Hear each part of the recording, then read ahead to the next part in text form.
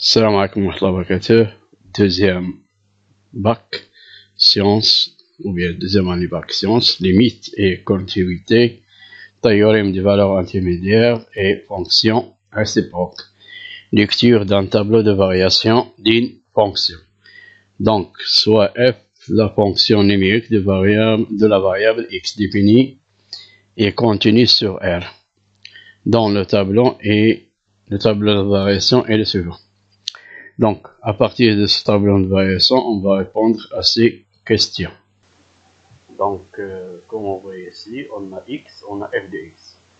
Pour x, la fonction f est définie de moins infini jusqu'à plus infini. Et pour tous ces nombres, elle est bien définie parce qu'on a f de moins 6 égale moins 10. F de moins 2 égale 7. F de 5 égale à moins 4.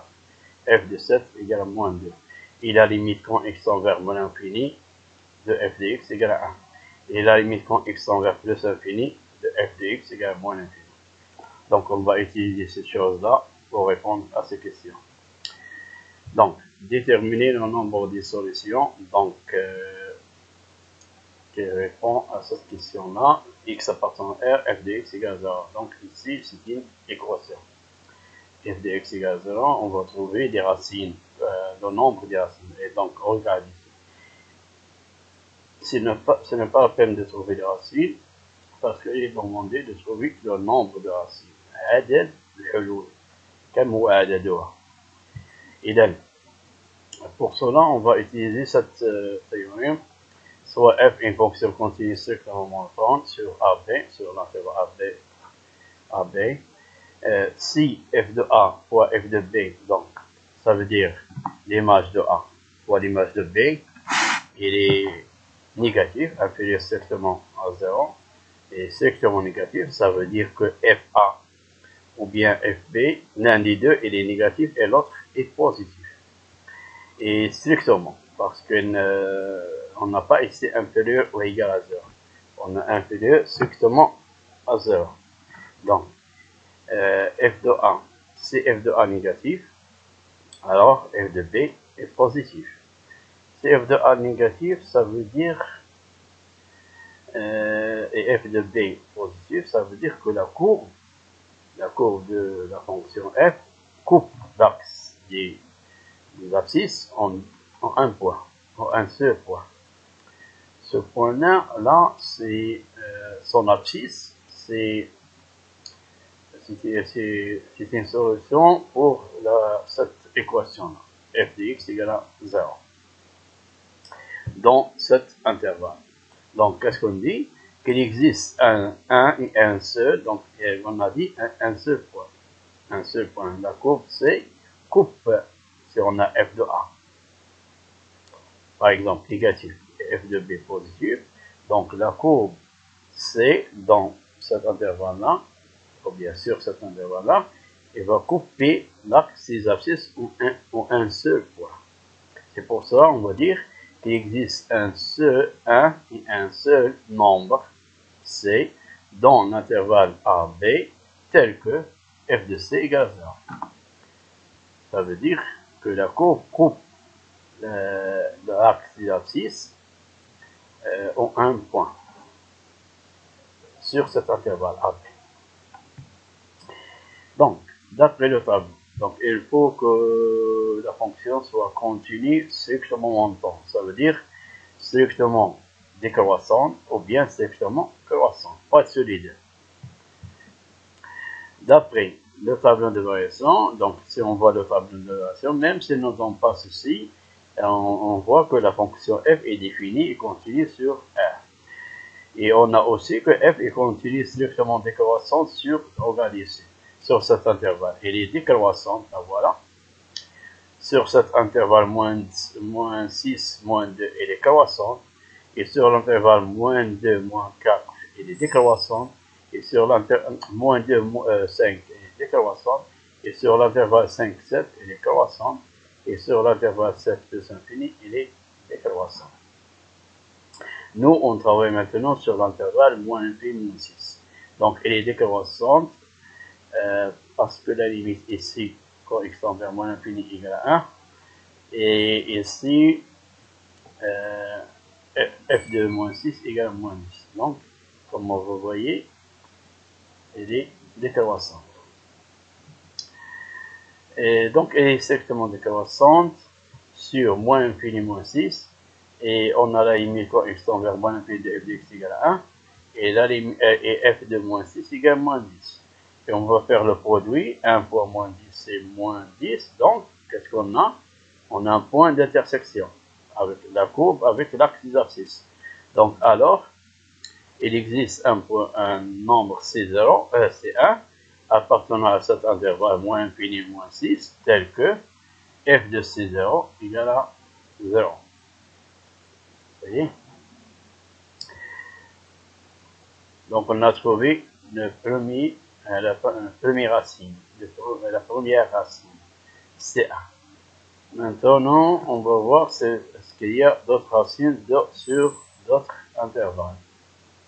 Parce que ici, x appartenant à R. Donc, on va voir tous les intervalles.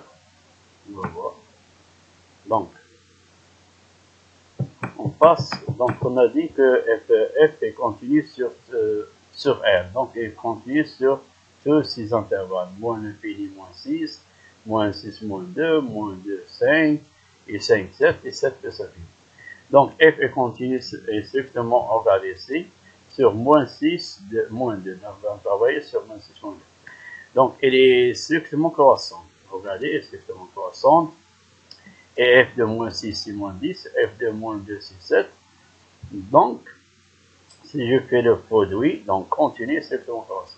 Si je fais le produit, je trouve moins 10 fois 7, c'est moins 70. Il est négatif, strictement négatif. Alors, il existe une autre racine, c'est C2, appartient à cet intervalle. Regardez ici. On a 1 et moins 10. Entre 1 et moins 10, il y a 0. Parce que 0 est compris entre 1 et moins 10. Entre moins 10 et 7, il y a 0. Donc, il est compris entre moins 10 et 7. C'est pour cela qu'il y a une racine. Voilà, c'est C2. On va l'appeler C2. Donc, on passe à l'intervalle moins 2, 5. Quelle est l'image de moins 2? C'est 7. Et l'image de 5, c'est moins 4. Est-ce que 0 est compris entre 7 et moins 4? Oui, puisqu'il est compris. Donc, on va voir. Donc, ici, si je fais le produit, 7, f de moins 2 égale 7, f de 5 égale 4, si je fais le produit, donc il est négatif. Puisqu'il est négatif, c'est extrêmement négatif. Donc, il existe ces 3 racines aussi, c'est une racine de f de x égale 0. Appartient à cet intervalle moins 2, 5, tel que f de C3 égale à 0.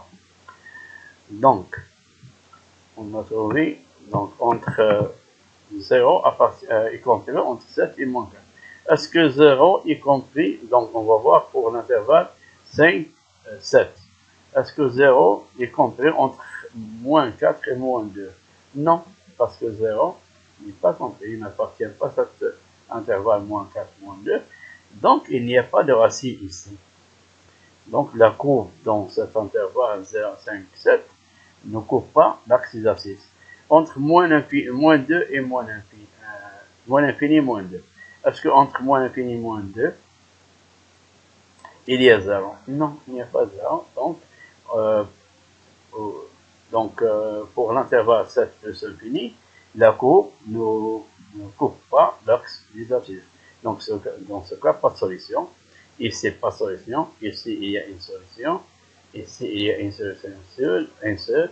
Ici, il y a une solution et un seul. Donc, on a combien de solutions? 3 solutions. Donc, en résumé, il existe 3 solutions. Elles sont distinctes. C'est mieux d'écrire distinctes. Elles sont différentes.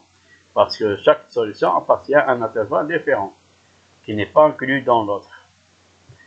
Leur intersection, ce sont un nombre seulement.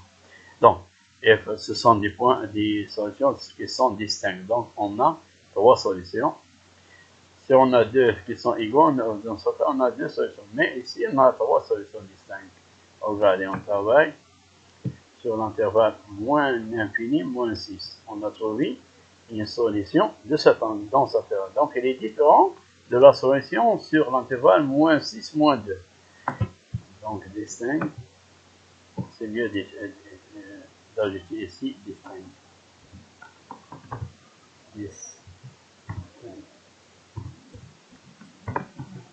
Trois solutions distinctes. Donc, de l'équation f de x, ça y est. Donc, on a trois solutions distinctes. On passe à la question 2. Déterminer le nombre de solutions pour l'équation f de x égale 3 sur l'intervalle moins infini 5, pas sur f. Donc, on va utiliser le théorème des valeurs intermédiaires. Théorème des valeurs intermédiaires. Le cas où f est strictement monotone. On va utiliser le cas strictement monotone, ça veut dire f est strictement décroissante ou bien f est strictement croissante. L'un des deux. Soit f est une fonction continue strictement monotone sur l'intervalle AB pour tout lambda compris entre f de A et f de B. Donc lambda, c'est une image qui est compris entre f de A et f de B. Appartient à cet intervalle f de A, f de B. Il existe un seul C appartient à l'intervalle AB. Donc, lambda appartient à l'axe des ordonnées et C appartient à l'axe des abscisses et appartient surtout à l'intervalle AB, tel que f de C égale lambda.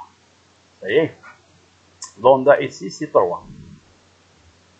Et l'intervalle AB c'est moins infini 5. Ça y est, d'après le tableau de variation de la fonction f. La fonction f est définie et continue sur moins infini 5, puisqu'elle est définie continue sur r, donc elle est définie continue sur moins infini 5. F est continue et strictement croissante sur moins 6, moins 2. Moins infini. On va travailler intervalle par intervalle. Moins 6, moins 2. Moins 6, moins 2. Pour moins infini. Regarde. Pour moins infini, moins 6. Je n'ai pas fait. Pourquoi? Parce que 3, est-ce que 3 appartient à cet intervalle 1, moins 10? Parce que 3 appartient à l'intervalle 1, moins 10. Non. Donc, il est dit que lambda doit être entre f de A et f de B. Pour ici, la limite quand x tend vers moins infini égale 1, et la limite quand f de moins 6 égale à moins 10. Est-ce que 3 est compris entre 1 et moins 10? Non. Donc 3, il est supérieur que 1. Donc il n'appartient pas à cet intervalle. Puisqu'il n'appartient pas à cet intervalle, donc cet intervalle-là ne répond pas à notre question. Donc on va voir l'intervalle moins 6, moins 2. Pour l'intervalle moins 6, moins 2, f de moins 6 c'est moins 10, f de moins 2 c'est 7. On a ici 3. Donc 3, il est inférieur que 7. Il est supérieur que moins 10. Donc 3 est compris entre moins 10 et 7. Dans ce cas, on peut travailler ici. Donc, on va voir. Est-ce que f est continu strictement, donc elle est strictement croissante. Elle est continue sur cet intervalle-là. Donc, f de moins 6, donc égale moins 10, f de moins 2 égale 7. Et 3 est compris entre les deux. Alors, il existe on va appeler la première racine, on va appeler S1. Donc, il existe S1 à partir de cet intervalle, tel que f de S1 égale 3. Puisque on a les données ici, de cette théorème des valeurs intermédiaires, dans le cas où f est strictement monotone, ici est strictement croissant. Donc, il existe S1. Donc, on a une racine, le premier racine, ça y est. Donc cette équation f de x égale à 3 admet une racine S1 sur cet intervalle, moins 6, moins 2. Maintenant, on va voir moins 2, 5. L'intervalle moins 2, 5. Donc, puisqu'elle est continue sur moins l'infini 5, elle est continue sur moins 2, 5. Elle est strictement décroissante, comme vous voyez ici.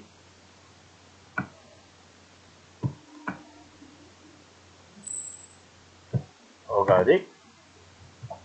F est continue strictement décroissante sur moins 2, 5. Et F de moins 2, c'est quoi? C'est 7. F de 5, c'est moins 4. Et 3, est-ce qu'elle est compris entre F de 5? F de 5, c'est moins 4. Elle est décroissante, je ne dis pas ça. Donc, il faut commencer par F de 5. F de 5 égale moins 4, voilà. Et F de 5, moins 2 égale 7. Donc, elle est décroissante, mais pas croissante. Donc, il faut commencer par F5. Parce que 5 est plus grand que moins 2. Mais F de 5 est plus petit que F moins 2 parce qu'elle est décroissante. Donc, et 3 est compris entre tous les deux. Donc, il existe une racine qui appartient à l'intervalle moins 2, 5, tel que f de S2 égale à 2. Donc, dans le premier intervalle, il n'y a pas de racine. Dans le deuxième intervalle, il y a une racine, et dans le troisième intervalle, il y a une racine. Donc, moins 2, moins l'infini, 5, et la réunion de trois intervalles. On a travaillé sur 2, parce que les conditions sont valables sur ces deux intervalles, mais il n'est pas valable sur le premier intervalle, moins l'infini, moins 6. Donc, on a combien trouvé de solutions? En résumé, il existe deux solutions distinctes. J'ai oublié d'écrire distinctes. Deux solutions distinctes. Pour l'équation f de x égale 3, avec x appartient à moins l'infini, 5. Il y a deux solutions. On passe à la troisième question. Pour la troisième, détermine la valeur de la solution. Donc, regardez ici dans l'intervalle, f de x égale 7. X appartient à 1. Donc, pour f de x égale 7, la voilà, 7. Donc, la valeur, c'est moins 2. Et entre 1 et moins 10, il n'y a pas de 7. Entre moins 10 et 7, il y a 7, le voilà. Entre 7 et moins 4, il y a 7, le voilà. C'est f de moins 2. Et entre moins 4 et moins 2, pas de 7. Et entre moins 2 et moins 1 infini, pas de 7. Donc, il y a une seule valeur. Il nous donne même la question. Qu'est-ce qu'il nous dit la question? La question nous dit de déterminer la valeur, mais pas les valeurs, la valeur. Donc, il y a une seule valeur. La valeur qu'il y a, c'est moins 2. D'après le tableau, f de moins 2 égale 7. Donc, il existe une seule solution pour l'équation f de x égale 7 avec x appartient à r. C'est quoi cette solution? C'est moins 2. Vous voyez? On passe à la question 4. Donc, pour cette question, il nous demande de déterminer l'image des intervalles. Vous voyez? Moins l'infini, moins 6, moins l'infini, moins 2, moins 6, moins 2, et 7 plus infini, et f de 1. Moins l'infini plus infini. Donc, regardez ici, moins 6, moins 2, moins l'infini, moins 6, moins 6, moins 2. Si on fait la réunion, on trouve moins l'infini, moins 2. Voilà. Donc, c'est mieux de commencer avec f de moins l'infini, moins 6, et après, moins 6, moins 2, et après, on va faire on va trouver l'image de moins l'infini, moins 2. Ça y est, pour simplifier les choses. D'après le tableau de variation, f est défini continu sur R. Donc, il est continu sur tous ces intervalles. F est continu et strictement décroissant sur moins infini, moins 6. Moins infini, moins 6, le premier. Donc, elle est décroissante. Donc, pour l'image quand x tend vers moins l'infini de f de x égale 1. Et l'image de f de moins 6 égale 10, moins 10. Donc, f de moins l'infini, moins 6, puisqu'elle est décroissante, on va commencer par f de moins 6. f de moins 6, c'est moins 10. Et après, le deuxième extrémité sera strictement décroissant. Deuxième Deuxième extrémité, c'est la limite pour x envers moins infini de f de x, c'est quoi? C'est 1. Vous voyez? On a trouvé l'image, on a répondu à la question. Donc, pour l'autre intervalle, moins 6, moins 2, on a dit qu'elle est croissante, on a déjà fait, donc vous voulez voir elle est croissante, voilà. Donc, pour f de moins 6 égale moins 10, f de moins 2 égale 7, donc f de d'intervalle moins 6, moins 2, donc f de moins 6 c'est quoi? C'est moins 10, et f de moins 2 c'est 7. Elle est croissante, hein? Donc moins 10, l'intervalle moins 10, 7. Si vous écrivez 1 moins 10, c'est faux, donc c'est moins 10, 1 ici, parce qu'elle est décroissante.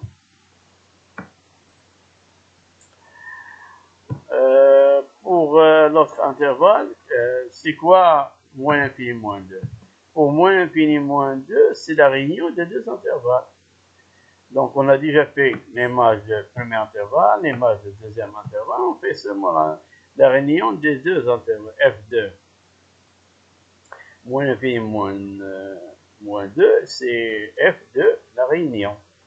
Et donc, c'est F2 moins infini moins 6, union F2 moins 6 moins 2. On a trouvé ça. C'est quoi? C'est moins 10, 1. L'intervalle moins 10, 1. On a trouvé l'autre, c'est moins 10, 7. Comme vous voyez, 7 intervalles. Moins 10, 1 par 1 appartient à cet intervalle. 1 appartient ici. Donc, c'est moins 10, 1 est inclus dans ce débat. Donc, اسمنه. يعني أن la réunion تاعو c'est quoi? C'est moins 17. Donc, c'est moins 17. La réponse, F2 moins l'infini moins 2, c'est moins 17. Lorsque x varie entre moins l'infini moins 2, l'image de x varie entre moins 10 et 7. Donc, on va passer maintenant à 7 plus infini. Pour 7 plus infini, regardez ici, elle est décroissante. F de 7, c'est moins 2. Et les limites pour x envers plus infini de x envers plus infini de f de x, c'est moins infini. Donc, le voilà, limite, et voilà. Pour si 7 n'est pas compris, donc f de 7, c'est moins 2. Mais il faut trouver la limite. Donc, c'est quoi la limite quand x envers 7 plus de f de x, c'est moins 2. Vous voyez? Parce que f de 7, c'est moins 2. Donc, je remplace avec 7, c'est f de 7. On peut écrire ici, c'est f de 7 qui est égal à moins 2. Vous voyez? Donc, f2, l'intervalle ouvert 7 plus infini, égale, donc ici, on a c'est moins 2. Et ici, on a c'est un moins infini. Mais il est décroissant, donc il faut commencer par moins infini, moins 2.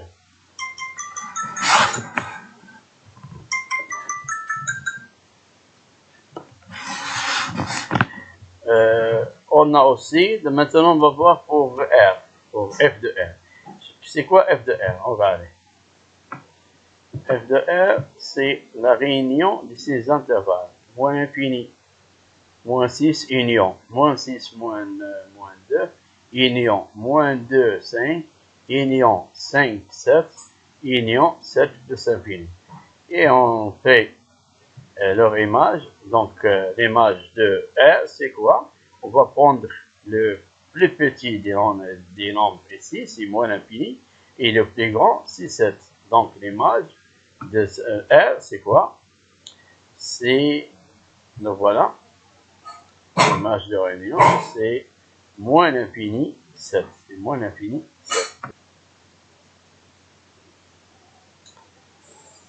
Pour la cinquième question, est-ce que qu'une restriction g de la fonction f sur i moins l'infini moins 6 admettra une fonction réciproque. Donc, on va utiliser ce théorème. Si f est une fonction continue strictement montante, ça veut dire strictement croissante ou bien strictement décroissante sur un intervalle i. Seulement ceci.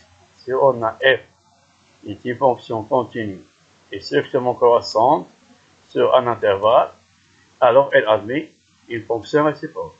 Si f est une fonction continue et strictement décroissante sur un intervalle i, alors f admet une fonction réciproque. On va appeler f-1, défini sur l'intervalle f de i. Ça y est? Donc on va prendre g. G, c'est quoi? Soit g, la restriction de la fonction f sur l'intervalle moins infini, moins 6. Moins infini, moins 6. Comment est cette la fonction, donc g, telle que g de x égale f de x pour tout x appartenant à i? On va prendre i, c'est quoi? C'est moins infini, 6. D'après le tableau, f est continu strictement décroissant sur i, moins infini, moins 6. Alors, sa restriction, elle est aussi, parce que f de x égale g de x sur cet intervalle, et continue et strictement décroissante sur i, moins infini, moins 6. Ça y est, donc elle admet une fonction réciproque, c'est g-1, et définie sur quoi? Définie sur g de cet intervalle, l'image de cet intervalle. Et l'image de cet intervalle, c'est l'image de cet intervalle par f. Ici par g, donc par f, c'est quoi? On a déjà fait, c'est moins 10, 7. Ça y est. Donc on passe à la question 6. Pour la question 6, deuxième question, la dernière question. Est-ce qu'une restriction h de la fonction f sur i moins 2 sur cet intervalle ouvert, moins 2, 7, admettra une réciproque? Donc, on a dit qu'il suffit qu'elle soit monotone, strictement monotone sur cet intervalle. Ça veut dire ou bien strictement croissante, ou bien strictement décroissante. Donc, sur moins 2, 7. La fonction, comme vous voyez ici, est entre moins 2, sur l'intervalle moins 2, 5, il est décroissant. Et donc, sur l'intervalle 5, 7, elle est croissante. Donc, sur l'intervalle moins 2, 7, elle est décroissante et croissante en même temps. Donc, pas de fonction réciproque. Ça y est. Donc, soit h, fonction, la restriction de la fonction f sur i moins de 7 ouvert. C'est quoi i moins de 7 ouvert? C'est moins de 5, terme à côté de 5, union 5 plus 7. Donc, et h de x égale f de x sur l'intervalle i. Donc, sur la réunion. D'après le tableau de variation, la fonction h, la fonction f, elle est continue et strictement décroissante sur moins de 5. Moins de 5 et continue strictement décroissante sur 5, 7. Ça y est, sur 5, 7. Donc, h est la même chose. Donc, la fonction h est continue strictement décroissante sur moins de 5 et continue strictement croissante sur 5, 7.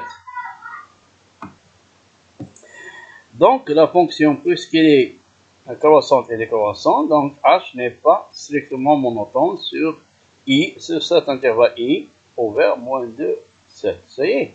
Donc, h n'admet pas de fonction réciproque. Et c'est fini. Merci. Afin de m'encourager à en faire davantage, abonne-toi et partage. Et merci.